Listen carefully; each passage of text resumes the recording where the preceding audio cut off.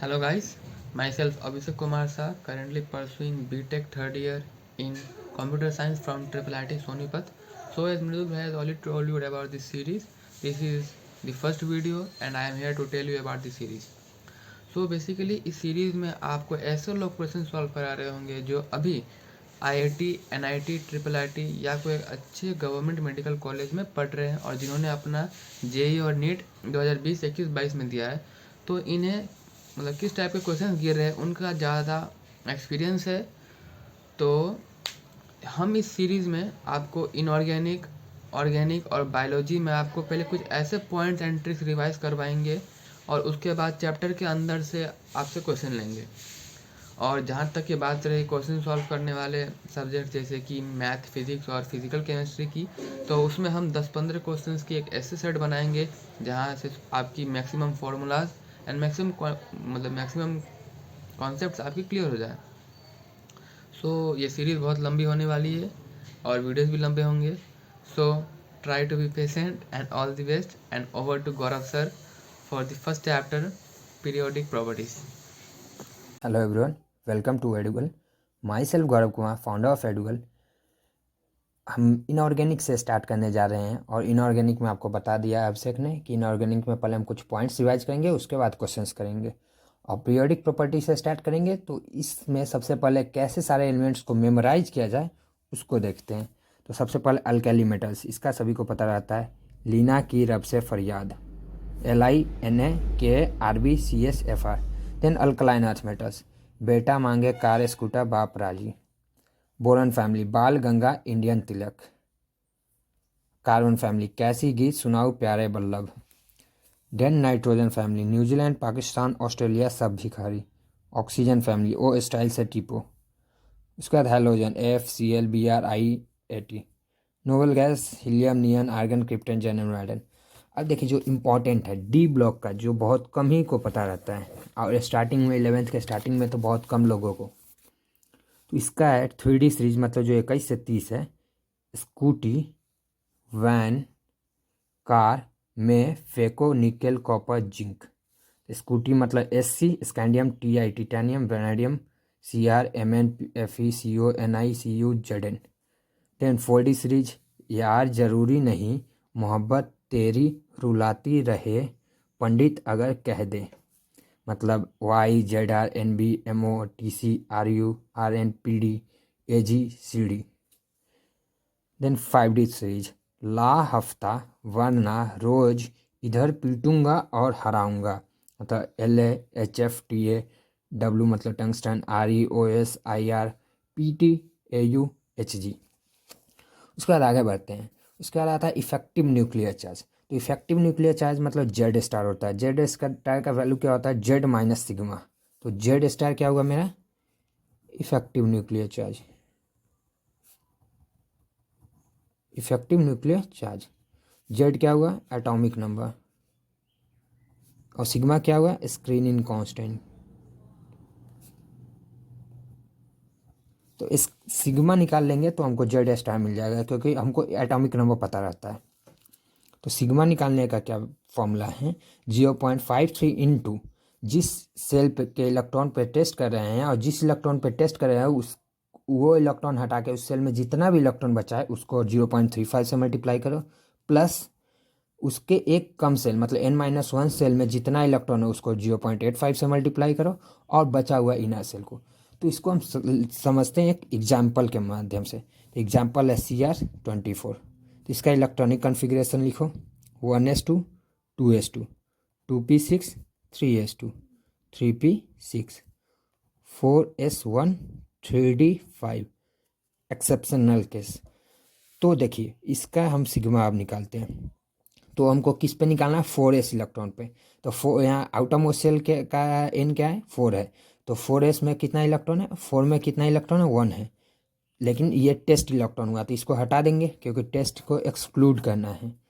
तो 0.35 इंटू 0 हो जाएगा, प्लस अब बचा कितना है 0.85, 0.85 minus into number of electron in N-1 shell. तो N-1 मतलब 4-1 थर्ड सेल में, तो 2 और 6 8 5 13 electron, plus 1 into out inner shell में जितना भी हो, तो 2 और 1 में तो 6 2 8 2 10 इलेक्ट्रॉन। तो इसका वैल्यू निकाल लेंगे, तो 0.8 85 गुने 13 कर लो, तो 5 15 8 24 1 25 85, तो 5 10 8 2 10 1 11 11.05 प्लस 10 समथिंग ऐसा ही कुछ आएगा। कैलकुलेशन आप देख लीजिएगा एक बार। सो आगे बढ़ते हैं। हमको पता है कि एनायोनिक रेडियस बड़ा होता है न्यूट्रल से देन कैटायन से, और radius of ion inversely proportional होता है जेड स्टार के, और इन्वर्सली प्रोपोर्शनल जेड के भी होता है, मतलब Z is directly proportional to Z star. उसके बाद इलेक्ट्रोनिगेटिविटी निकालने के लिए हमारे पास कुछ स्केल्स हैं निगेटिविटी निकालने के लिए। तो उसमें से एक है Pauling's approach, chi A minus chi B, मतलब electronegativity of A minus electronegativity of B equal to 0.208 into delta kilo calorie per mole. Delta क्या है? एनर्जी ए बी के बॉन्ड में minus root under energy of A into energy of B B. दूसरा है हमारे पास मुल्कन्स scale. मुल्कन्स scale में क्या होता है? Chi M equal to ionisation energy plus electron affinity by 2, और जाइएम जो होता है वो मतलब मुल्कन्स स्केल पे इलेक्ट्रोनिगेटिविटी होता है वो 2.8 टाइम्स होता है पॉलिंग्स स्केल के। अब ionic character, percentage ionic character निकालने का फॉर्मूला है 16 इंटू जाइए माइनस जाइवी प्लस 3.5 इंटू जाइए माइनस जाइवी का होल स्क्वायर। ठीक है भाई। अब एम्पो3 का ऑक्साइड याद करने का फॉर्मूला कैसे याद करें? जनाबे अली सबसे आसान पंजाबी सॉन्ग गाया करो। इसमें ZN AL SB AS PB BE SN GA CR, और हर एक का ऑक्साइड भी मेंशन है, क्योंकि देखो जैसे अब मान लो CrO5 ऑक्साइड होता है, लेकिन यहाँ का इसका Cr2O3 ही एम्पोथेरिक है, इसलिए हर एक का ऑक्साइड मेंशन है। अब आते हैं न्यूट्रल ऑक्साइड। तो न्यूट्रल ऑक्साइड हम 3 मेनली पढ़ते हैं, NO N2O और CO, लेकिन कहीं कहीं H2O को भी दिया जाता है। नेक्स्ट है रिलेशंस कुछ। तो जेड स्टार जो होता है वो आयोनिक रेडियस के इन्वर्सली प्रोपोर्शनल होता है। Z electronic affinity, ionisation energy और इलेक्ट्रोनिगेटिविटी के प्रोपोर्शनल होता है इन के टर्म्स ऑफ इन पीरियड्स में। साइज जो होता है वह इन्वर्सली प्रोपोर्शनल होता है आयनाइजेशन एनर्जी के, और साइज इन्वर्सली प्रोपोर्शनल होता है इलेक्ट्रॉन एफिनिटी के। अब स्टार्ट करते हैं फर्स्ट क्वेश्चन से। फर्स्ट क्वेश्चन हमने ऑलरेडी देख लिया, तो सेकेंड क्वेश्चन में हमसे क्या पूछा था, लिख दिया क्या है, Al को Al प्लस में भेजने का एनर्जी दिया हुआ है। ये IE1 दिया हुआ है अपने को 577.5 किलो जूल पर मोल। ठीक है। अब Al प्लस को हम एक और इलेक्ट्रॉन निकाल देंगे Al2 प्लस, ये IE2 हो जाएगा।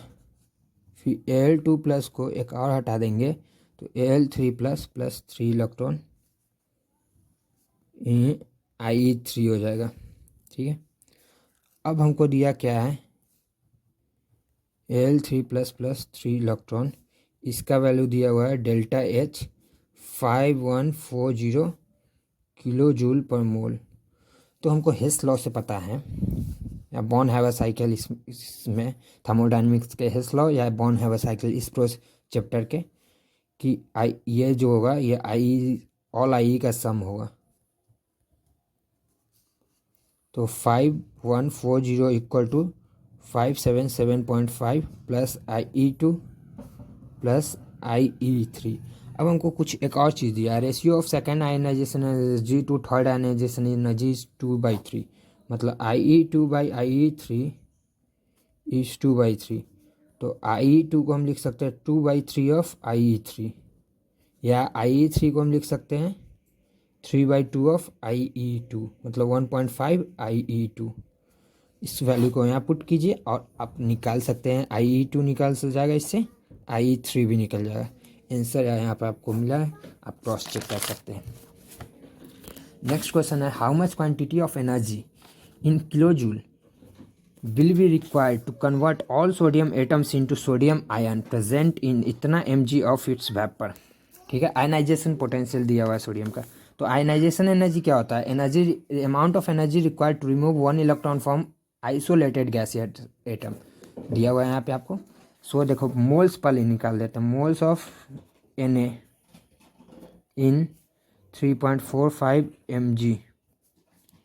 तो यहाँ पे क्या होगा 3.45 by 6.023 into 10 power sorry I am sorry mass से डिवाइड होगा ना इंटू 10 पावर -3 एटॉमिक वेट से मास से डिवाइड होगा ना, तो ये आ गया।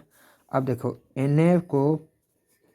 Na प्लस में जाने के लिए को आई लग रहा है 490 किलो जूल पर मोल, ठीक है। तो हमको एक मोल Na को जानने में, तो हम यहाँ से जब निकालेंगे तो कुछ वैल्यू आएगा 1.5 इंटू 10 पावर -4। तो 1.5 इंटू 10 पावर -4 मोल को जानने में कितना लगेगा 1.5 into 10 power -4 into 490 kilo joule per mole. Solve करने पे यहाँ से आपको मिल जाएगा 73.5 जूल एनर्जी मिल जाएगा अपने को। इसको किलो जूल में आप कन्वर्ट कर सकते हैं। अब नेक्स्ट क्वेश्चन क्या है, IP value of hydrogen in kilo joule is 1312 हम बोल सकते हैं kilo joule per mole. Value in electron volt, देखो एक जूल में हम मेरा कितना इलेक्ट्रॉन वोल्ट होता है 1/1.6 इंटू 10 पावर -19। कन्वर्ट करने पे ये आएगा 1 किलो जूल में इतना रहेगा। तो अब हम इसको कन्वर्ट करते हैं। अब हम 1 किलो जूल क्या है 1312 किलो जूल बाई मोल। और एक मोल में अपने पास कितना आइटम रहता है, एक मोल में अपने पास होता है 6.023 इंटू 10 पावर 23 एटम्स।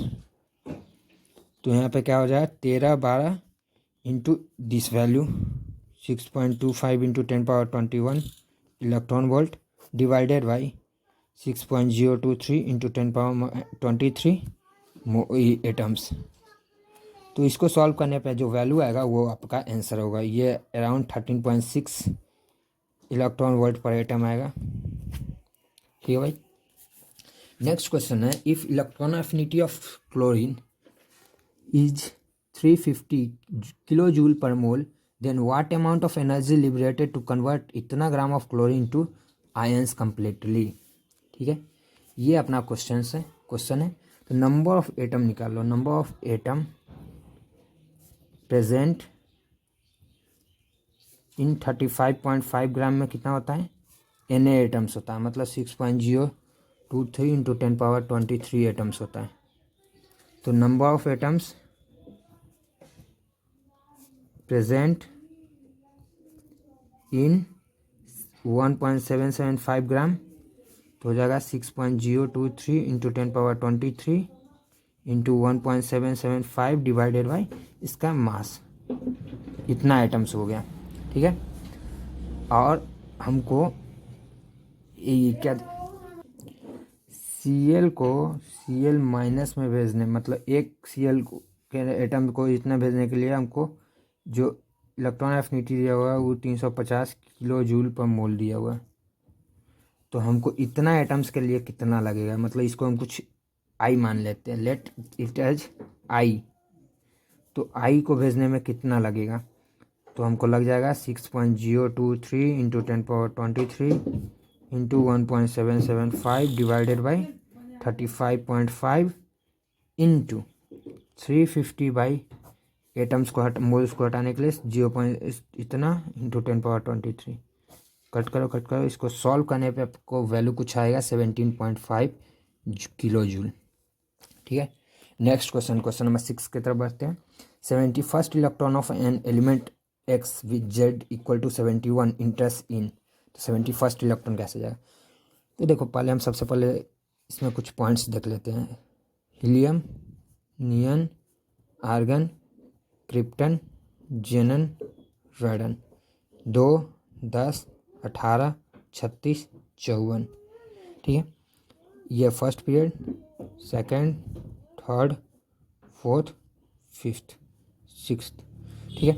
तो इस सीरीज को हमको फॉलो करना होता है इसमें। तो 71st Z equal to 71st में हम पहले जेनन को ख़त्म कर देंगे। जेनन ख़त्म हो गया फिफ्थ पीरियड में, तो उसके बाद अपने का स्टार्ट होगा 6s2, 6s के बाद क्या आएगा 4f आएगा,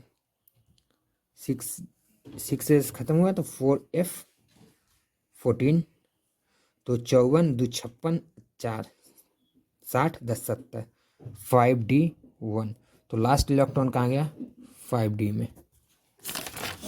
ठीक है, नेक्स्ट अच्छा क्वेश्चन है ये 7th नंबर। Consider a hypothetical situation where the azimuthal quantum number L takes value 0 2 1 2 3 to n-1 where n is principal quantum number then elements of the atomic number. तो क्या कर रहा है, L का वैल्यू है 0 से 1 2 3 to n+1, तो n इक्वल टू 1, तो L का वैल्यू क्या हो जाएगा 0 1 2, n इक्वल टू 2, L का वैल्यू हो जाएगा 0 1 2 3, n इक्वल टू 3 के लिए L का वैल्यू 0 1 2 3 4 सोन। तो इसके बाद हमको क्या, तो n इक्वल टू 1 के लिए क्या हो जाएगा 1s 1p 1d, n equal to 2 के लिए 2s 2p 2d 2f चला जाएगा, क्योंकि देखो s p d f L value 0 1 2 3, तो इसका 3 है तो f तक चला जाएगा। अब हम ऑप्शंस को देखते हैं, क्या करा है 9 is first alkali z equal to 9, तो कैसे भरेगा 1s2 2s 1p 1p6 1d1, first alkali metal है नहीं है, फर्स्ट एल्केली मेटल 1s1 हो जाएगा, z equal to 13 1s2 1p6 1d5, तो 2 6 6 2 8 5 13, तो इसका हाफ फील्ड है सेल, यस हाफ फील्ड है, तो ये सही हो गया। उसका थर्ड क्या है z equal to 8 1s2 1p6, क्या कर रहा है फर्स्ट नोबल गैस है नहीं है, 2 हो जाएगा first noble gas, z equal to 6 1s2 1p4 है नहीं है, 2p नहीं है 1p है, तो मेरा सेकेंड ऑप्शन सही यहाँ होता है। यह एक अच्छा क्वेश्चन है, प्रैक्टिस कीजिएगा खुद से। इसके बाद है number of electron in ground state of z equal to 88। ठीक है, अब हम इससे नंबर ऑफ f इलेक्ट्रॉन, तो इससे हम प्रोसेस को करेंगे। तो इससे क्या है, पहले 1s में जाएगा तो 1s2 हो जाएगा, देन 2s में जाएगा 2s2 हो जाएगा, देन 2p में जाएगा तो 2p6 होगा, देन 3s में जाएगा तो 3s2 जाएगा, देन 3p में जाएगा तो 3p6 हो जाएगा, 4s2 में जाएगा, देन 3d10 में जाएगा, देन 4p में जाएगा 4p6 हो जाएगा, देन 5s2 होगा, देन 4d में जाएगा 4d10 होगा, देन 4d के बाद 5p में जाएगा 5p6 होगा, देन 6s2 में जाएगा, देन 4f14 में जाएगा, देन 5d 10 जाएगा, देन 6p6 जाएगा, देन 7s2 जाएगा। अब जोड़ लेते हैं 2 2 4 6 10 2 12 6 18 2 20 10 30 36 2 38 10 48 54 2 56 56 50 60 10 70 80 6 86 2 88, तो f इलेक्ट्रॉन इसमें कितना आता है, तो f इलेक्ट्रॉन है, मतलब f इलेक्ट्रॉन इसमें हो रहा है 14 को अपने पास। इस तरीक़ा से हम किसी का भी इलेक्ट्रॉनिक कॉन्फ़िगरेशन लिख सकते हैं। ये सीरीज आप समझ लिए होंगे और याद, मतलब पहले 1 में जाएगा 2s में, उसके बाद इसके ऐसा एरो पे जाता है। ठीक है, उसके बाद GE जर्मेनियम 32 के ग्राउंड स्टेट में ml इक्वल टू 0 पे कितना वैल्यू, तो m का वैल्यू कितना होता है -L2L होता है। ठीक है, अब पहले GE32 का इलेक्ट्रॉनिक कॉन्फ़िगरेशन लिखो, 1s2 2s2 2p6 3s2 3p6 3p6 होगा, उसके बाद अपना 4s2 होगा। तो अब कैलकुलेट कर लेते हैं, 2 4 6 10 2 12 6 18 2 20 20, तो उसके बाद 3d10 होगा और 4p2 होगा। कंप्लीटली फील्ड की बात की जाए तो पहले हमको इसको भर ये कर लेते हैं, L का वैल्यू लिखेंगे इसमें, इसको थोड़ा दूर करके रखते हैं, 1 2 3 4 5। तो इसमें पहले एक ऐसे ऐसे ये गया इलेक्ट्रॉन, ये इलेक्ट्रॉन जा रहा है,